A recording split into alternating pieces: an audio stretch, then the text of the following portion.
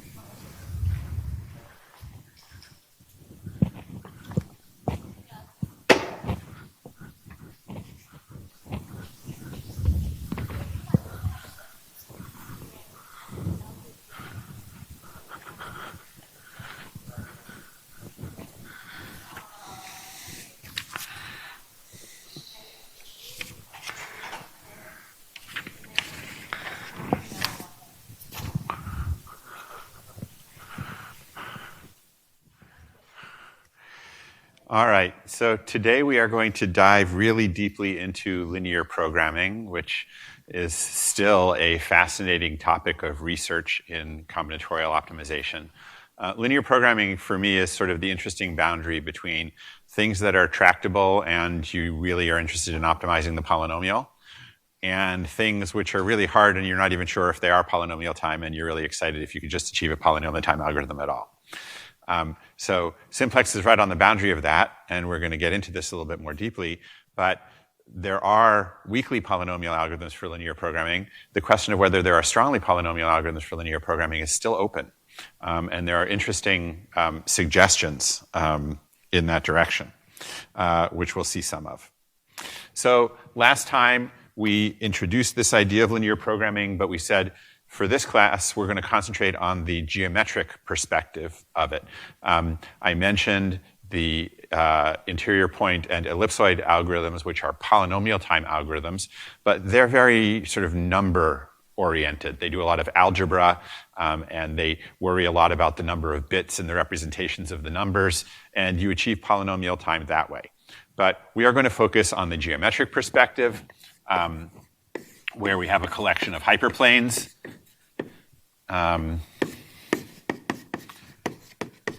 that act as constraints. And we know that the optimum is at a so-called vertex, which is an intersection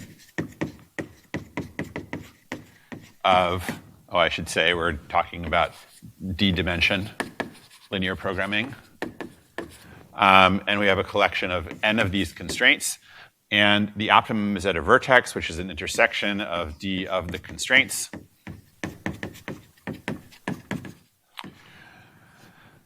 And if you actually want to read off the coordinates of the optimum, then you have to do the algebra involving the intersection of the constraints. But from a geometric perspective, just knowing which are the tight constraints at the optimum tells you the answer to your linear program, right?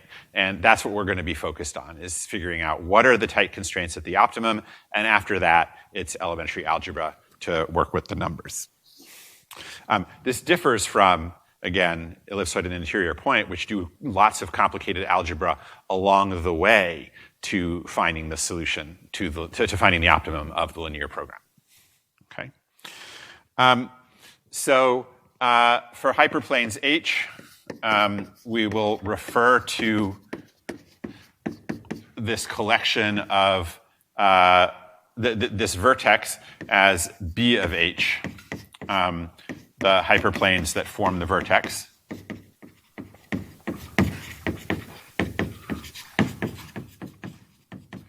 And I will also talk about opt of H, which is the value of the LP at this optimum.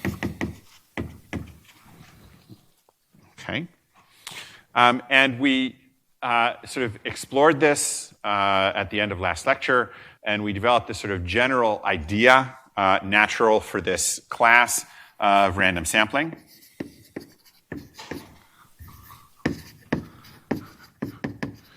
Where we have this idea of taking a random sample, random subset of the hyperplanes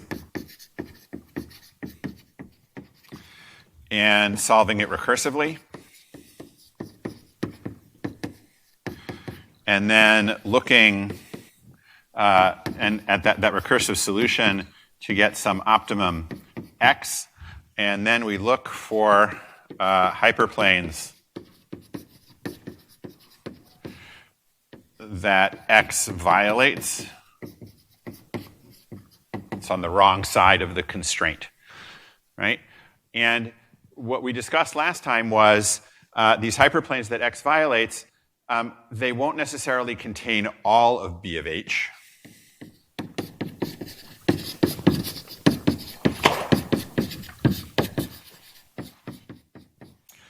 They won't contain all of the hyperplanes that define the optimum, but they will contain at least one.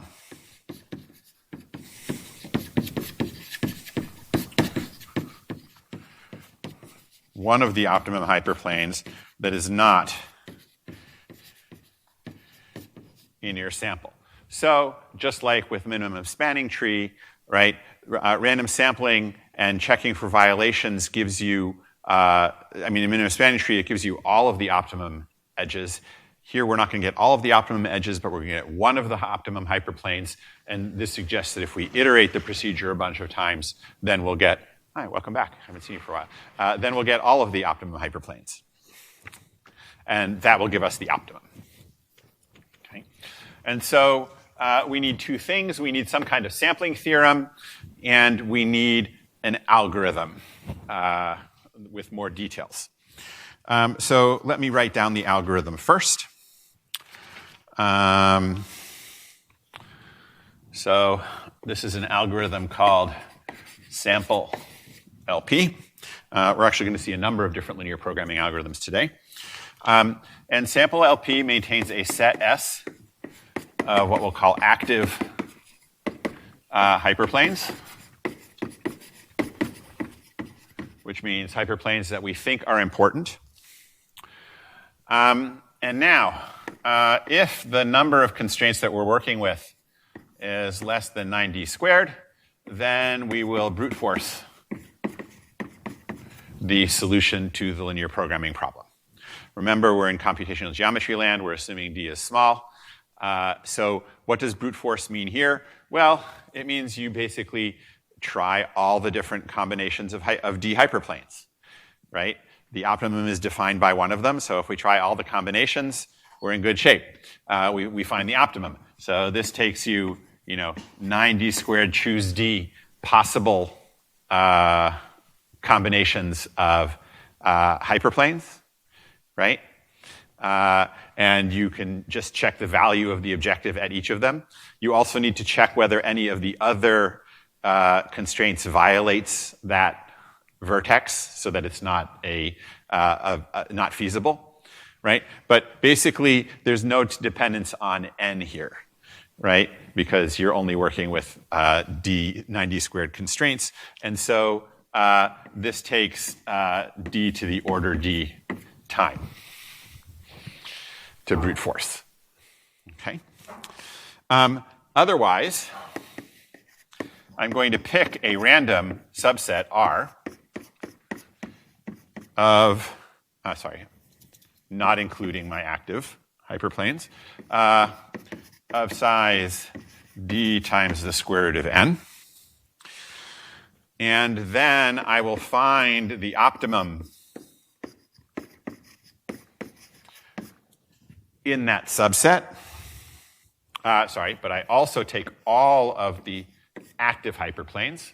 So these are the ones, S is where I collect the hyperplanes that matter, and where I'm trying to collect all of B of H. Then I find the violators.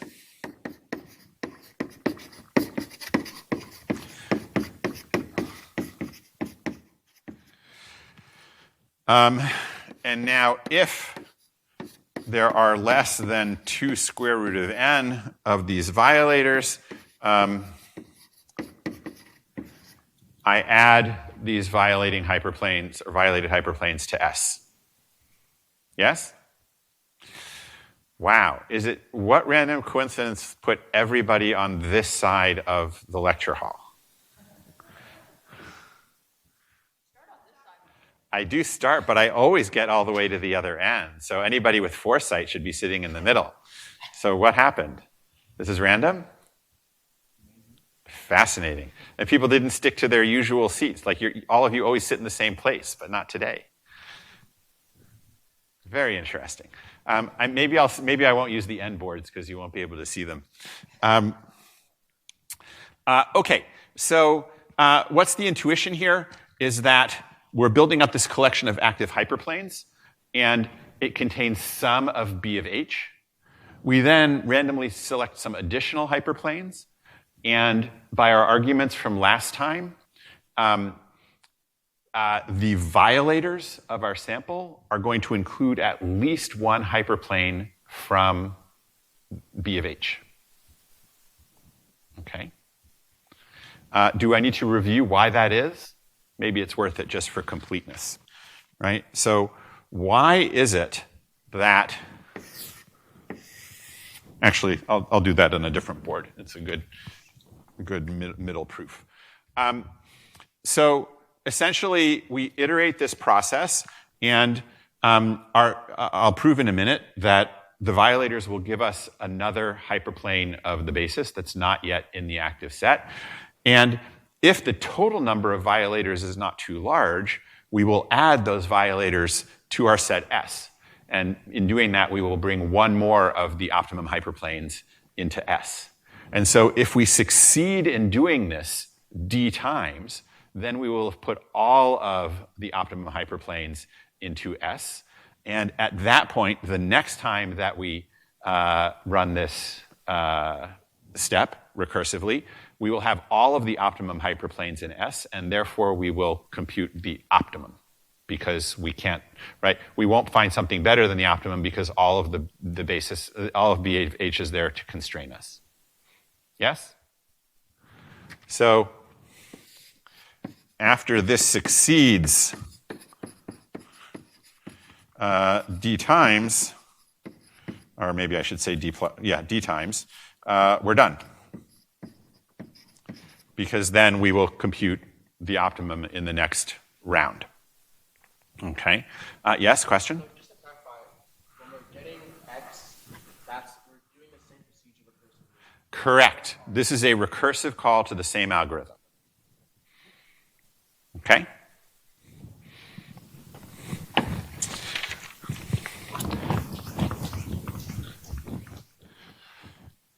Okay, so if we succeed d times, we're happy. So we need to prove that we have a decent chance of success, right?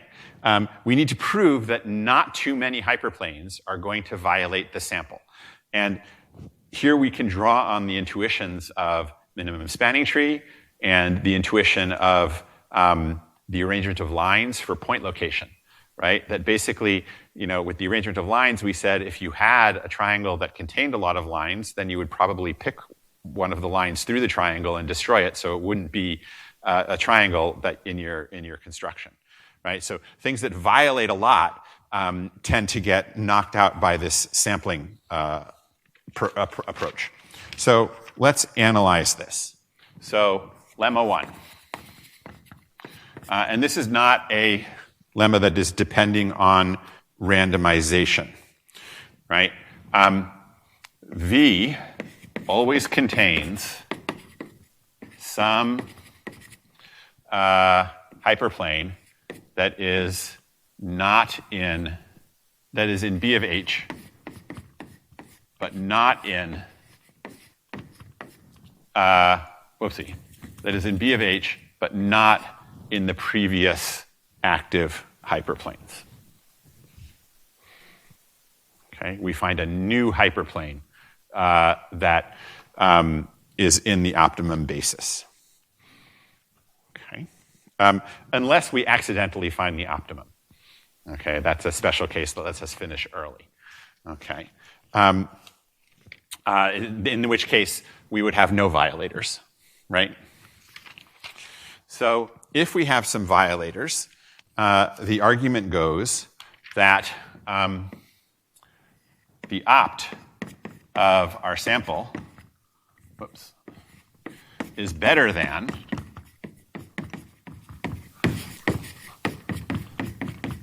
the optimum of H, okay, because we threw away some constraints. That only makes it easier, it gives you more room to optimize. So your optimum will be better, right? But any point that is feasible for B of H cannot be better than opt of H. That's sort of the definition of optimum, right? So that means that X is not feasible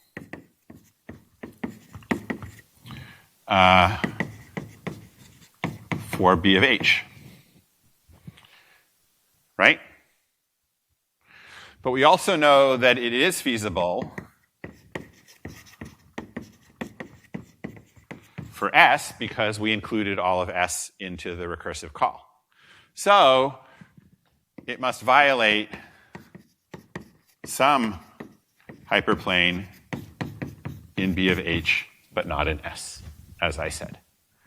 Okay, so this shows, regardless of the subset that you choose, you are going to find another violating hyperplane from B of H, from the optimum. Yes? So, in theory, right, you could potentially add like multiple technician of these. Right? Yes. So then, I guess, how do we know that we, cause like, if we add multiple, then we need less of these ones. That's a very good point. And let's hold on to that idea for about half an hour. I will come back to it. Okay? That points at how we can improve this analysis by quite a bit. I'm showing you things sort of in chronological order, and there's a stack of different insights that led to the currently best algorithms. Well, I wanted to ask, like, how would we know? So when do we stop this algorithm? It's a good question. Like, it says, like, after these successes, but I guess, like... Yeah, but we don't know whether, we don't know, sorry, we know successes, but is there a more direct way to know that we can stop? Yes? I think there's an even more direct way to know that we can stop. Yes? If you check the set of hyperplanes at the point the optimal found value, and you find that the set is empty. Exactly, right? If I compute an optimum of a subset, and then I find there are no violations, that means that the point that I found is feasible for H. But it is also optimal for a subset of H, and you put those together and you know that it is optimal for H. Yes? Okay. So we don't actually need to, so we get this direct signal that we can stop. So now comes the deeper theorem. I won't say it's more important because obviously we need both of them. But before I'll just remind you from last time, runtime analysis. Right? The key claim is that the expected size of V is at most root n. So the probability of a success is at least a half, which means that the expected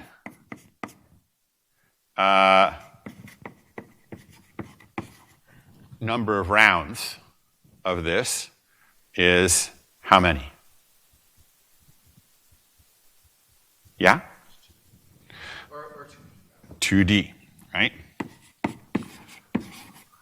We're only going to need to do this 2D times to get those D successes, right? So in expectation, we're going to do 2D recursions, right?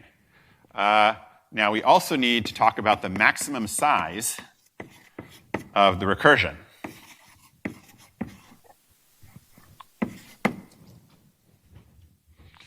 So how can we bound that?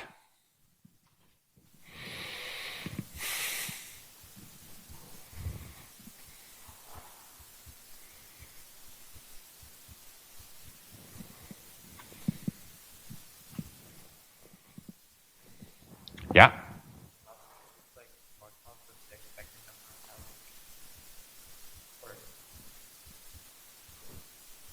Oh, sorry.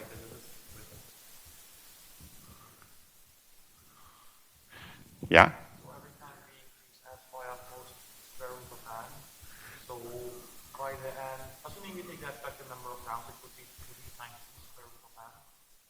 So do we need to take the expected number of rounds when we talk about increasing S? I guess that then we could take a bit more. I actually think we can be more aggressive than that. How many times are we going to actually increase S? Oh, I see. That's only gets increased times. Right? Remember, we only increase S when we have a success, right? And we only have D successes. That's not an expectation. That is a fact, right? D successes, right? Which implies that the size of S is at most D times square root of n, yes? No, 2D times square root of n. Yes? And now we have plus d root n, or the size of R, is equal to d root n. So I put them together, and I get the subproblem size is at most 3d root n. Yes?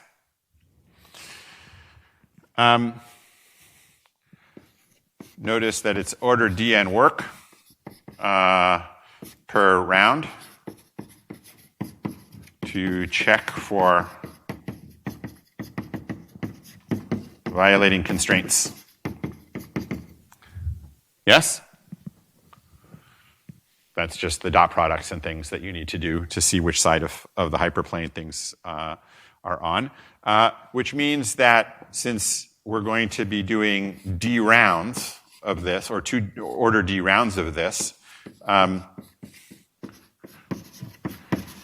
it's order d squared n work in total. Right? dn per round, 2d rounds, order d squared n work. There's some additional housekeeping, but that's the dominant term. Okay?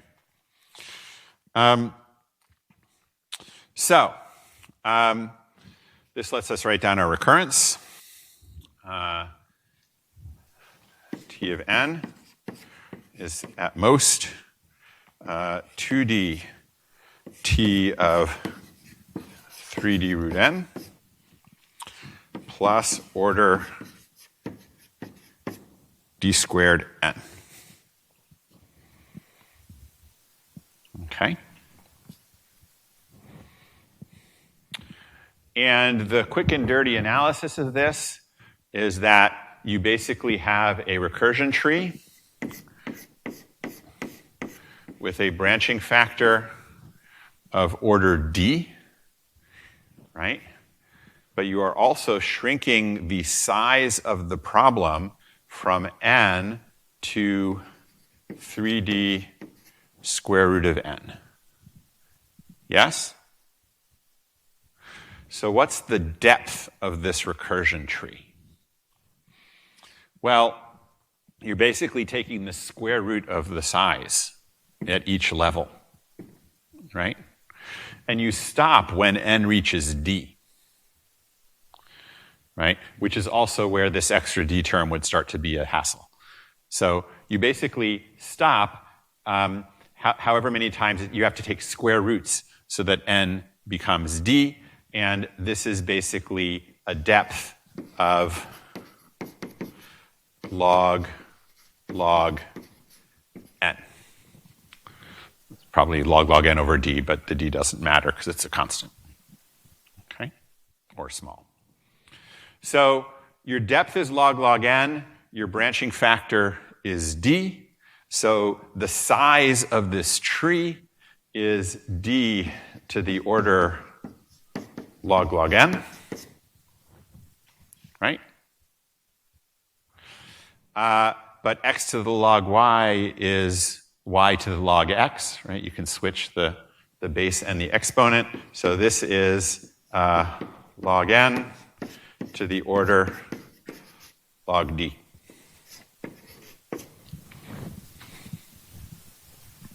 Okay. Now, this shows the limits of quick and dirty analysis because, I mean, this talks about the size of the tree, but you can see it's actually sublinear, right? So this is not actually the runtime, at least for constant d. If you actually work through solving the recurrence, you find out that there's also this d squared n term, which is just the work you do at the top level, which generally dominates because all of the subproblems are so small. But then there's this extra term of log n. And I can't promise this is correct because for all I know I put a typo into it, but 2 plus log d times d to the order d. So essentially, this term is the work at the root of the recursion tree. This term is the number of leaves of the recursion tree times the brute force work that you're doing at a leaf. Okay? And so depending on where d is relative to n, one or the other terms dominates. Okay? So what's wonderful about this is that we have a strongly polynomial time algorithm for linear programming in low dimension. Right? This has no dependence on the number of bits in the numbers or anything involving sensitivity analysis. This is just geometry, just computing intersections of half-planes. No other weird matrices or gradients or anything like that. Okay. Now, of course, the question is, can we do better? And the natural target for better is, can we improve the dependence on d? Right? This algorithm it's actually order n log n if d is a constant, right? It's like as fast as convex Hull or something. The problem is that as d grows, you've got this dependency that is exponential in d. You've got this d to the d term, and you also have a log n to the log d term. So depending on the relative sizes of n and d, any one of these could be the real dominant term. Okay? But in particular, this is sadly exponential in d. So if d is equal to n, we haven't accomplished anything, right? It's still an exponential time algorithm for linear programming. Okay? But I still have to prove to you one more thing, which is about the expected number of violating constraints. Okay. So, the key lemma is that if you sample this R of R hyperplanes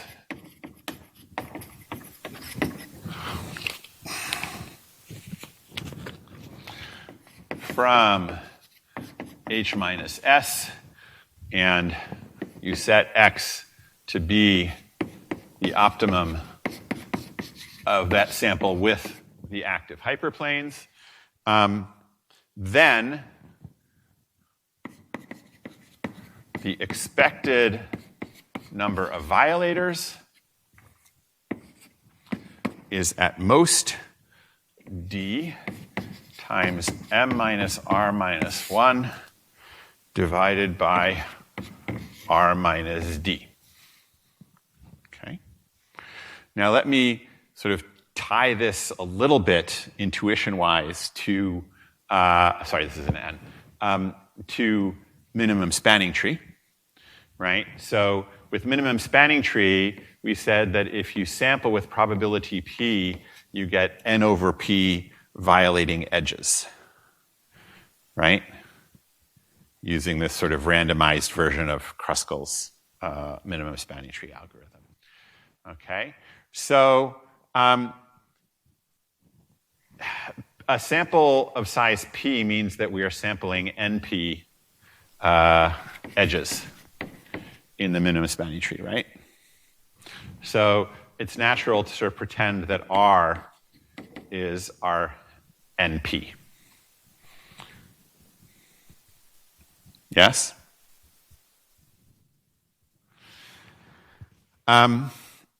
So if we plug that in over here, you notice that we have an n at the top and an r at the bottom. So this is basically d divided by p. So d plays the role of the number of edges or number of vertices in a graph. Okay. Which makes sense because if you have studied matroid theory, the dimension of the graphic matroid is n-1. It's the number of vertices in the graph. So I think this is pretty deeply connected. And we'll see more of that as we go through the proof. Okay? So proof. Yes? Yes, and R is about NP. Okay. All right, so what's the proof? First of all, let's let CH be the set of all optima of subsets T union S, where T is among the inactive hyperplanes. So essentially, CH is all the optima that could arise from taking a sample. Yes? It's just defining our event space. Okay. I'm also going to need to think about subsets of the sample I actually took. So I'm going to give the same definition of CR, where R is my random subset. So CR is a random variable. Okay.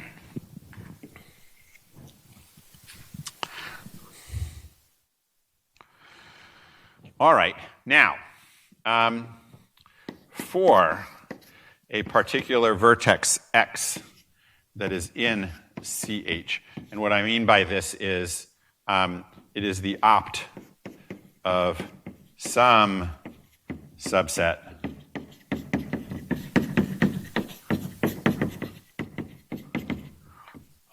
of the constraints. Okay. I'm going to have an indicator variable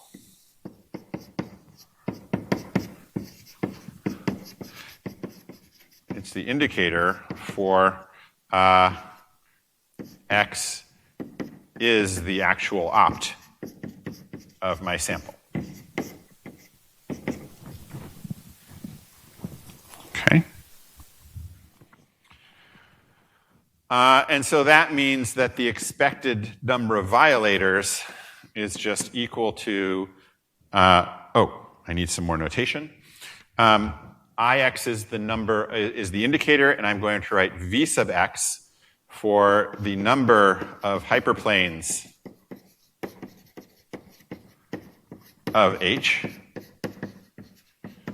that X violates.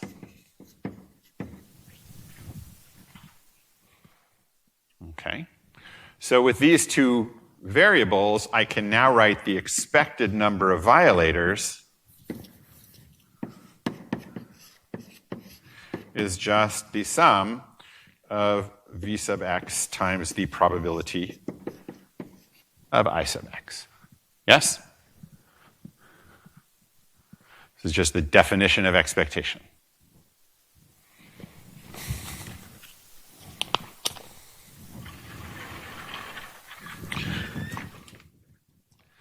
So let's go ahead and figure out that probability of I sub x.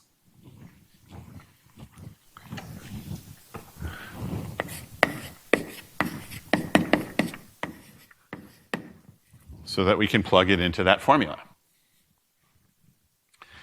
How do we decide that x is the optimum? What has to happen in our sample in order for x to be the optimum? Sorry, question? Yeah, can you just explain the expectation of how we get the expectation from those two variables? Well, remember, this is just, I need some sizes here, right? But we're asking what is the expected number of violators, right? What is the expectation? Well, you sum the value of the random variable that you're looking at times the probability that it takes on that value, right? If I choose x as the optimum, then according to this algorithm, right, Vx is the number of violators that we will find. Right? So if x is the optimum, then Vx will be the number of violators. And so this is just the definition of expectation. And then it just has no violators if it's not the optimal? No, in fact, the optimum is the only point that has no violators. Right? What we said over here is that when you compute the optimum of a subset, it's going to have violators unless it's the optimum of the whole thing. Okay, so Vx will be 0 for the true optimum x and positive for every other optimum. Yes? Over there, it's because there was side of like 2 to 10, right? And here, all subsets could be of any size? No, here we are looking at subsets of size R, where R is a we're proving this lemma in terms of the size of the subset that you choose. We are going to plug in R equals d root n. Okay? All right, so what has to happen in order for x to be the optimum that we find, right? What makes R a subset such that x is its optimum?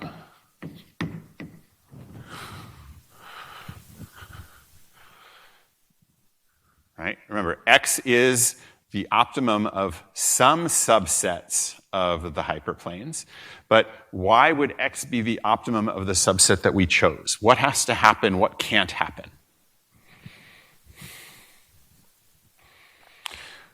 Right? Which hyperplanes can be in R in order for x to be the optimum? And which hyperplanes must be in R in order for x to be the optimum?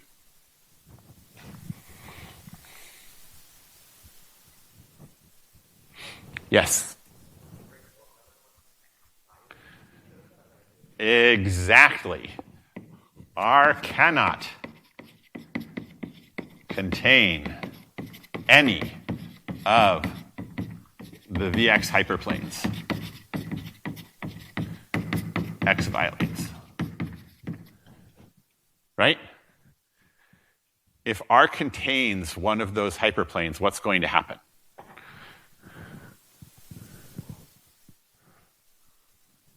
Yeah? X would not be feasible, so it would not be the optimum of our subset. Yes? Okay. Now, what else has to happen? Yes? X has to be a vertex of our sample.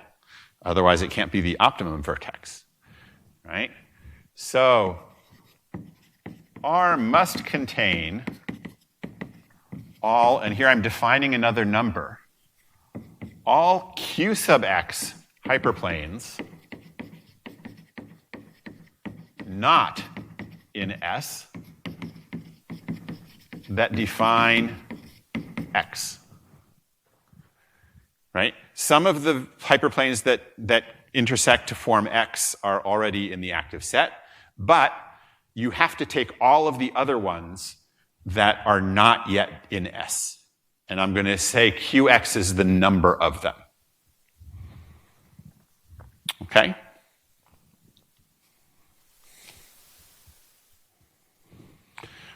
So I have to take these, and I can't take any of these, and now it's just combinatorics. Right? There are, my notes say M all over the place, but it's really N. Yeah. So there are N choose R ways to pick my random subset R, or maybe it's N minus S, but oh,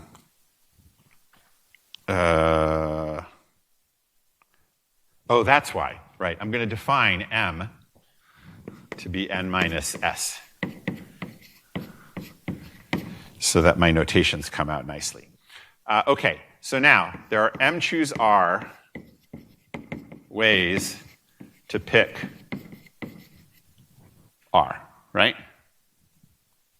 Now, how many of them are going to be ways that give me x? Well, I am specifying, well, let's do it in 2 steps.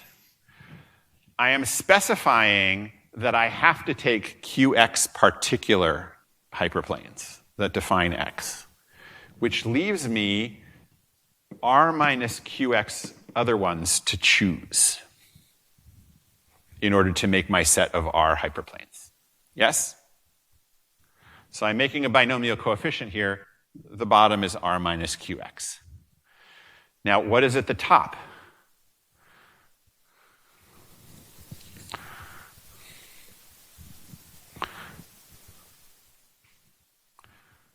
How many choices are legitimate for producing x?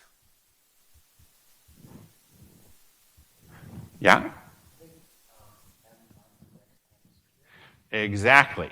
I'm choosing from among m minus qx remaining, because I already took the qx, right? And of those, I'm not allowed to choose any violators. So this is how many produce x. Yes?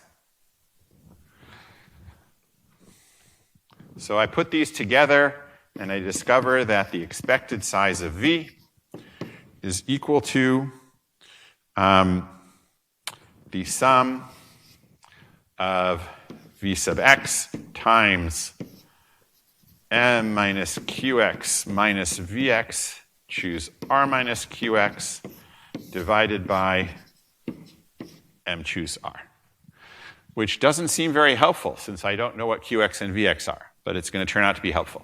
Yes?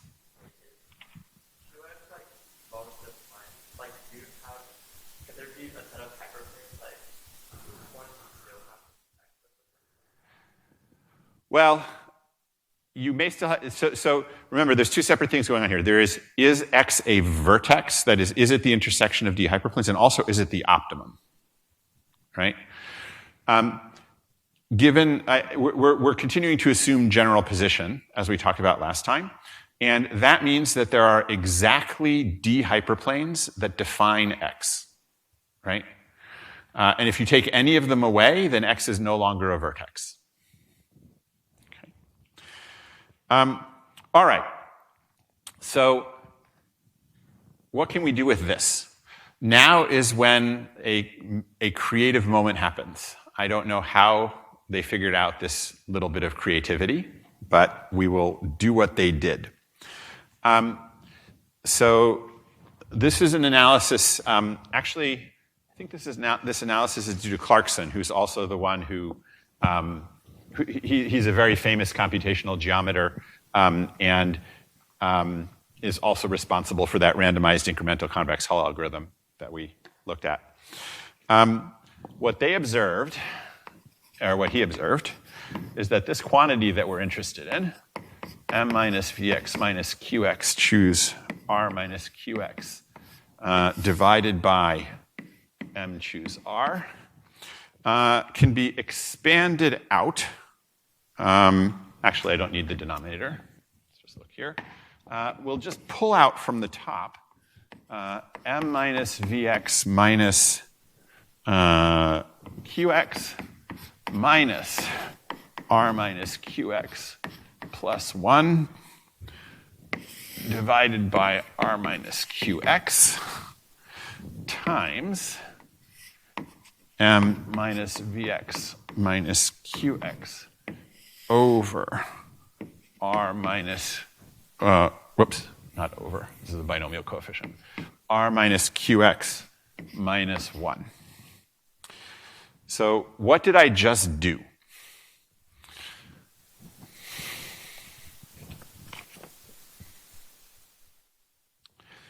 Well, what I did was I'm going from a particular denominator of the binomial coefficient to one less, right? So we have something like n factorial over a factorial b factorial, right? Or sorry, n minus a factorial. what I'm doing is I'm pulling out an A. Yes? Oopsie.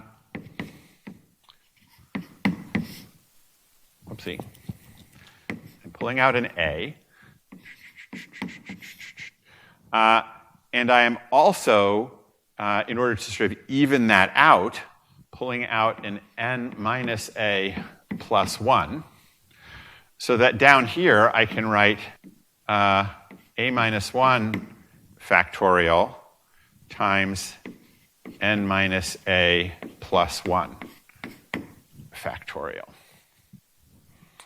Yes? Okay. Now, why he thought to do this, I have no idea. Okay. And now we apply this upper bound. So Vx and Qx are positive or non-negative, right? So we can upper bound the numerator by m minus r. The Qx's cancel, and Vx is non-negative. So we can upper bound the numerator by m minus r plus 1. But Qx, the number of hyperplanes that define x, is at most d. So we can lower bound the denominator by r minus d times what we had left.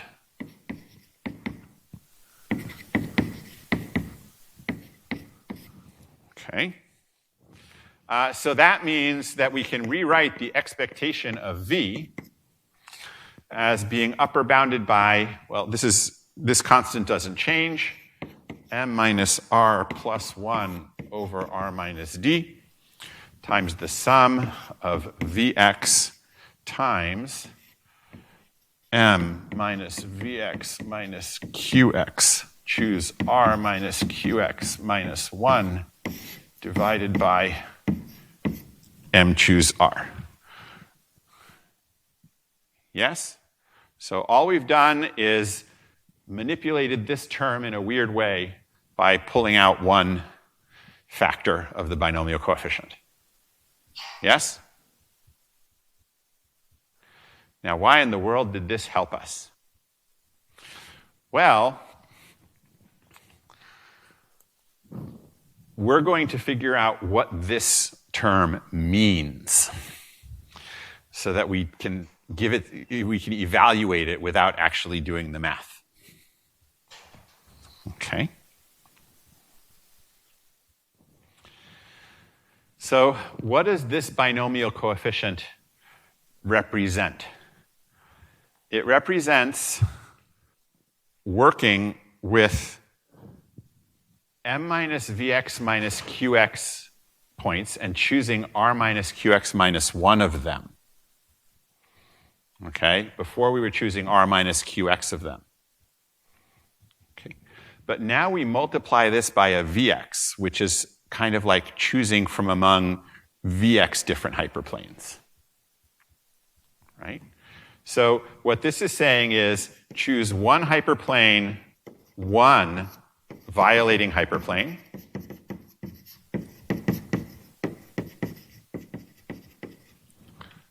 of x, right?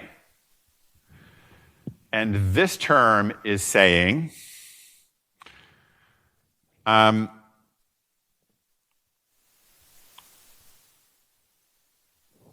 we still have to choose qx hyperplanes defining x. Okay? Because there's still a qx in the numerator and in the two pieces, right? So this is saying, set aside the qx hyperplanes that define x, and among those that remain, right, don't choose any of the violators, but choose r minus 1 hyperplanes. Choose r minus 1 hyperplanes, or other hyperplanes,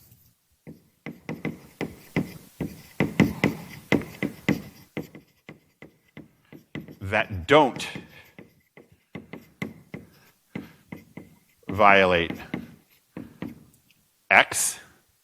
That's why we have an m minus vx in the top. Okay. And then we choose one violating hyperplane. So what are we counting?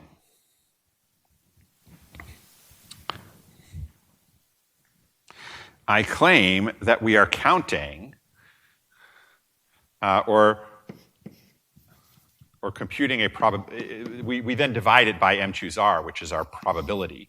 So I claim that what we have here is the sum of the probability that x, this is a probability over my random choice of r, my random hyperplanes, that x is a point in CR that violates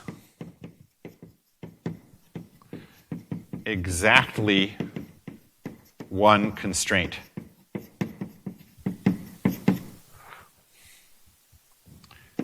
In H. Okay? Because we only get to pick one hyperplane that X violates. Everything else we have to pick from among the hyperplanes that X does not violate it. And we also have to pick all, right? The QX term is to ensure that X is a point in CR. It is defined by the random hyperplanes. And the other terms say that X violates exactly one of the constraints we chose. Does everybody buy that? All right. So here we have a sum of probabilities of events. What is another way to talk about the sum of probabilities of events? Well, if each of these events has an indicator variable, we're summing the probabilities of the indicator variables, which means we are doing what? Yes? Exactly. This is just m minus r plus 1 over r minus d times the expected number of x in CR satisfying this weird restriction, that it violates exactly one constraint in R. Now, why is that useful? Well, can we bound that? Can we bound the expected number of constraints, of x's that violate exactly one of the constraints in our random sample?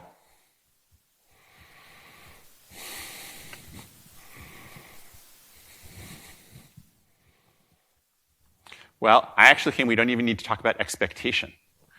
What is the maximum number of x in CR that violate exactly one constraint?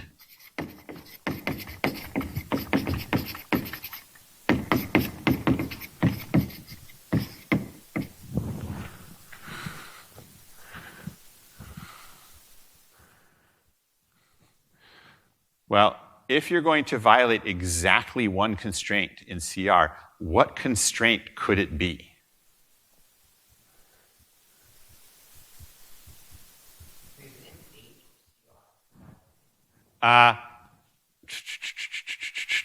Which one do I want? Vx.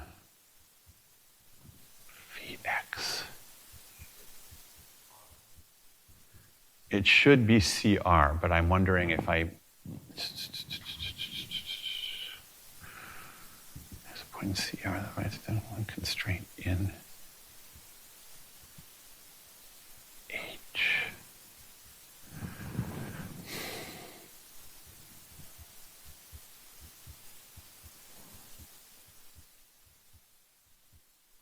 Let me brush over that. I'll fix it at the break. What's the answer to this question? If you're going, right, so here's our random sample R, right, all things that are generated from the hyperplanes of R union S. right? How many of them, how do we get an X that violates exactly one of those constraints? The optimum violates 0 of the constraints, right? Everything else violates some constraints. Okay, but if you're going to violate one constraint, what constraint does it have to be? Well, remember we said, yes, go ahead. Exactly. Remember, we said that anything that violates, anything better than opt has to violate a constraint of opt. So if you only violate one constraint, it has to be a constraint of opt. Yes?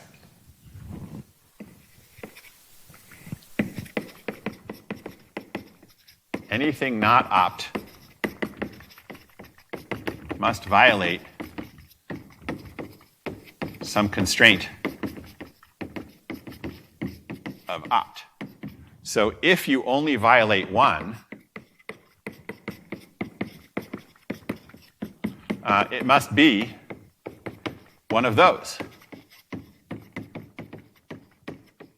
So that tells you that only D constraints, that there are only D such points. One for each hyperplane in the basis of this subset. Yes? Well, let me try to argue it again. If the point has a violated constraint, and only one of them, then it has to be the constraint that it's violating has to be one of the constraints of the optimum basis. Yes? So how do I figure out what the point is? Well, I start at the optimum basis, and then I take away the violating the violating constraint. Right? Start at the basis and remove the violated constraint.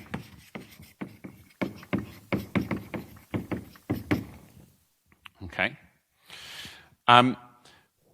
What's left, right? You've got D minus 1 constraints that it still is not violating, right? And they define a line, right? D minus 1 hyperplanes in D dimensions define a line. So the way to find the next vertex is to basically slide along that line until you hit another constraint. Okay, and that is going to be the unique X. Yes? Because the reason you stopped is that you hit a constraint.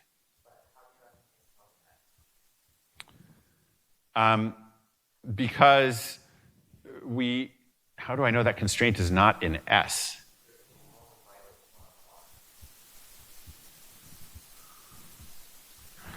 How do I know that constraint is not in S?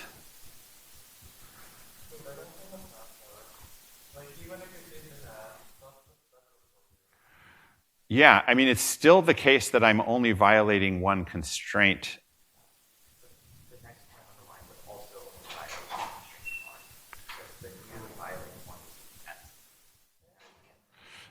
Oh, no, but we're worrying about violating constraints in R union S, right? Did I write that wrong somewhere?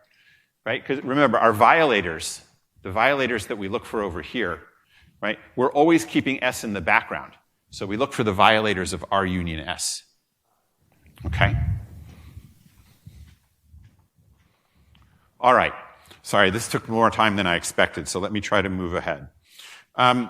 So we've shown that there can, like worst case, not expectation, there can only be D of these X's, right? Which means that this whole summation, this expectation is at most D. So we get the result that we need. E of V is less than m minus R plus 1 over R minus D times D. And that proves the sampling theorem. Okay? And now that we have the sampling theorem, we have the proof of that completes the proof of the analysis of the algorithm.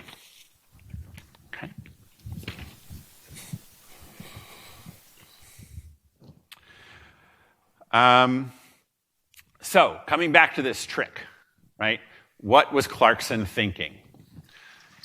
Clarkson was thinking that I have this unknown value Vx, right? If this weren't here, I would just have this nice sum of binomial coefficients, which I could just treat as a counting and so on and so forth. So he basically thought about how to manipulate the, he thought about how to manipulate this, these terms so that it would turn into something that he could count. Okay? Doesn't tell me how he came up with it, but it sort of points at how he figured out what he needed to do. Okay? All right. So, like I said, that took longer than I expected, but if there are no questions, let's take a quick break, and then I will show you a bunch of refinements of this algorithm. That was all the heavy math of the class. Everything after this is easy.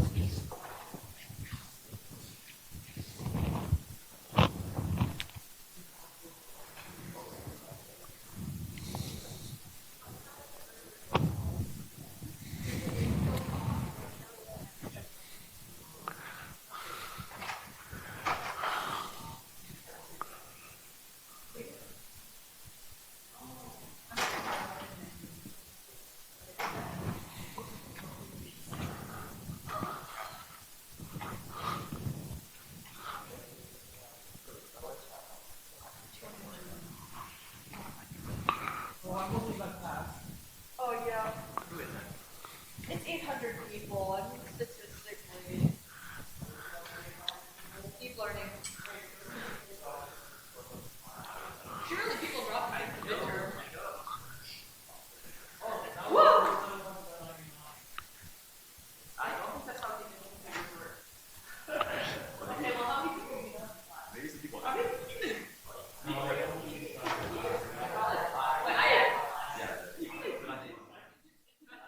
Gosh, I'm just imagining the work involved in a class of 800 people, and I think that you could use randomized algorithms to reduce it a lot. If you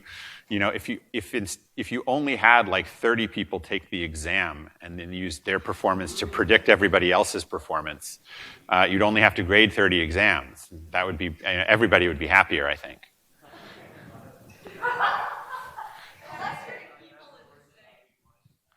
All right, logistical things first. I have to head out to a conference this week, and we'll be away Wednesday and Friday. I could throw you a recorded lecture, but I thought I would sort of go old school and give you a lecture over Zoom, which will allow for questions and answers during the lecture.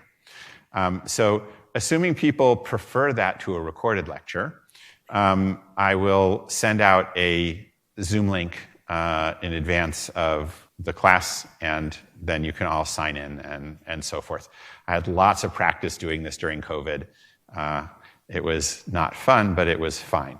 I think it's better than a recording.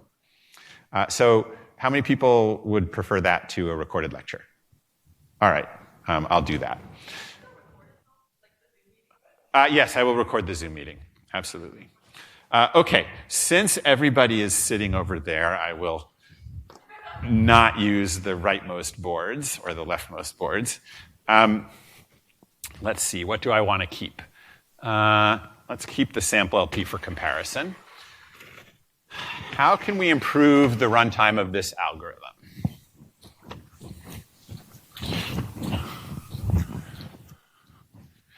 Well, actually, we just mentioned the machine learning class.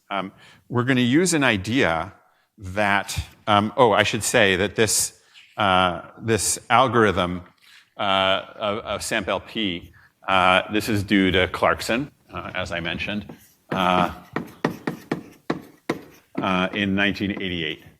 And basically the period, I'm going to be showing you a bunch of things from the period between like 88 and 92, when there was a whole series of innovations on linear programming as a computational geometry problem. And so the next step I'm going to show you was, yes, just came a few months later, and it's due to Welzel, and it uses an interesting idea that has also taken over in machine learning called multiplicative weight updates. Okay. In Clarkson's algorithm, you sort of made this binary decision. You said, I'm looking at the violators, and one of them absolutely is a hyperplane from the basis, from B of H, and so I'm going to add all of B of H. I'm going to add all of the violators to my active set in order to be sure of capturing that violator. What Welzel said is, let's be a little more cautious or continuous about this. When we look at those violators, we are not going to put all of them entirely into the active set. We are just going to say that we have some evidence that these violators are important. And so we are going to increase the importance of these violators without making that binary decision active, not active. Okay? So, and these weights are the measures of importance. So Welzel's algorithm is that you use the violations as signs that you should upweight.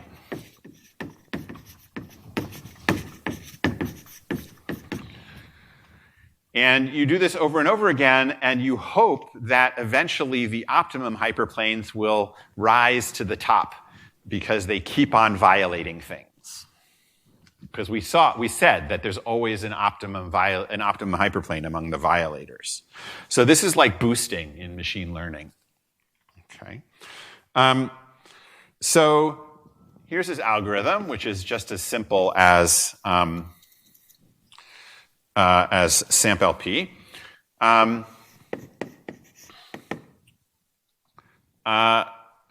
You start with every hyperplane having weight 1.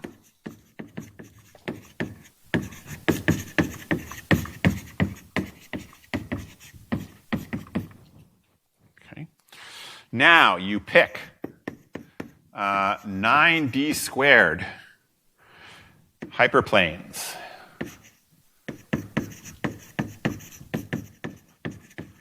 with probability proportional to their weights. So heavier hyperplanes are more likely to be sampled. And you call this your set R. Find the optimum of this R. There is no S now, right? These weights take the place of S. S is kind of the heavy hyperplanes. Those are the ones that you're going to be paying the most attention to. But you don't pay attention to them all the time. It's just that you're more likely to pay attention to them. Okay. Find the violators. And now, if the total weight of the violators, okay, if the sum of all these weights, call these WH, so if the sum of all of these weights is less than or equal to 2 over 9d minus 1 of the sum of all the weights of the hyperplanes. Okay? In other words, if the weight that you found is only a 1 over d fraction of the total weight, then double all weights of violating hyperplanes. So really, very similar to Seidel's algorithm, But instead of counting, it's using weights. It's saying as long as there's not, right? As long as there's not too much violating weight, you increase all the weights. And we're relying on the same idea, which is that somewhere among these violators, there's an optimum hyperplane. So we're doubling the weight of some optimum hyperplane, but the total weight is small, so we're not increasing the total weight by a lot.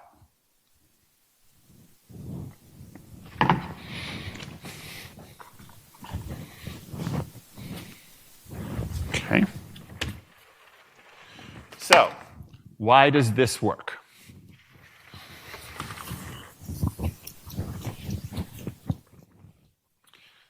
Well, we rely on a very similar lemma to tell us that the probability of success is at least a half. Yes? What is our termination condition? So what should the termination condition be? We talked about this with the last algorithm. When can you stop? Oh, I guess, is it again when you don't find any violation? Exactly, right? When you pick a sample that has all of B of H, then you will find opt, and there won't be any violators, and then you can stop. Yes? Okay. So, this is just claiming that we'll make progress reasonably quickly. Half of our efforts will be successful.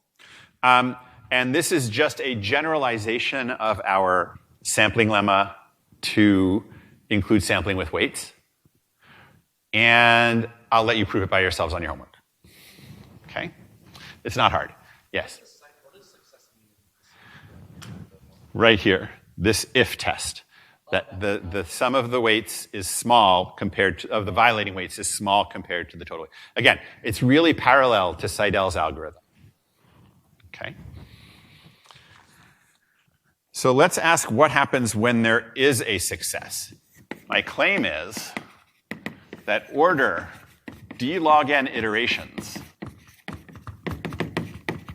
reveal the optimum.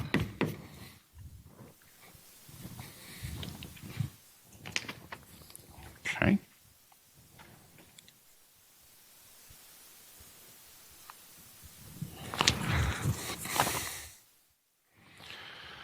Now, if that's true, what can we say about the runtime?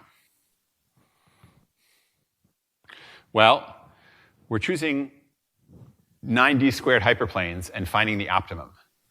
This means we're already working with a small number of hyperplanes. We're just going to brute force it, right? So this is a d to the order d term,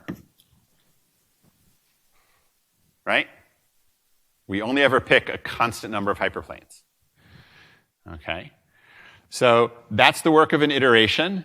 Then there's this ND work of checking for violations, right? And then there's this if test. So that's what we do on each iteration.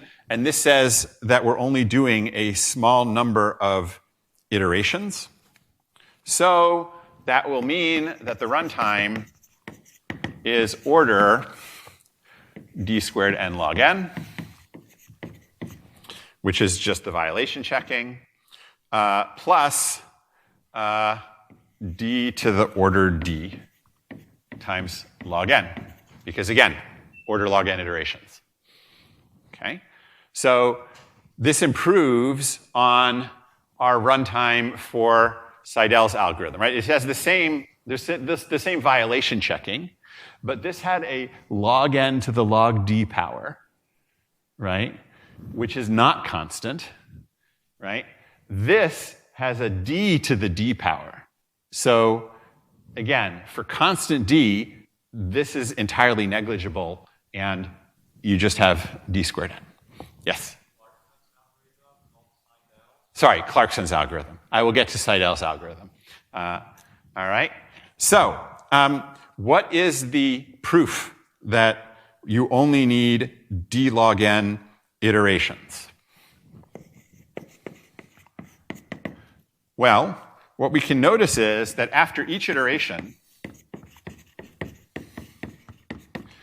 some some h in the optimum basis doubles its weight.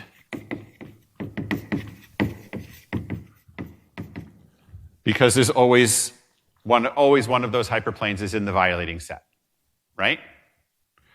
Now we're going to assume pessimally that it's the, I want to show that the optimum basis gets very heavy quickly. So I'm going to make the pessimistic assumption that it's the that it's the lowest weight that doubles. So I get the least increase in the weight of the optima, right? But that means that if I think pessimistically, after d successes, the weight of B of H doubles. Because, right, in the worst case, each hyperplane gets doubled once. Yes? Kind of optimistic, because like wouldn't it be worse if like every time you pick something in B of H, the heaviest one doubles, and all the other ones just the other straight one? Yes. That's exactly the point.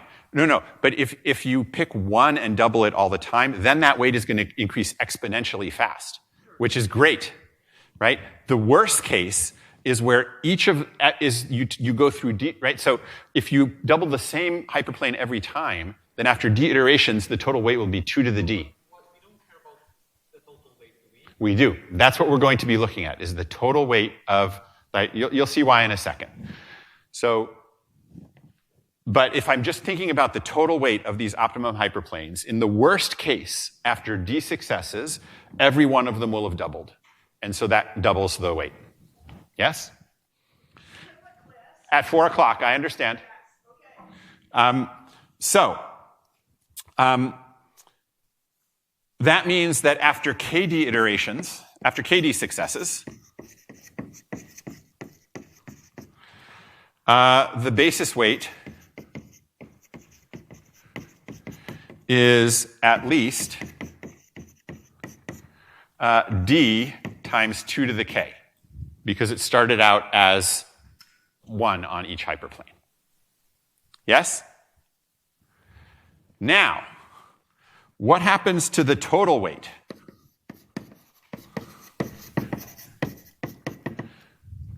Our notion of success is that the weight of the violators is only a 2 over 9d minus 1 fraction of the total weight, right?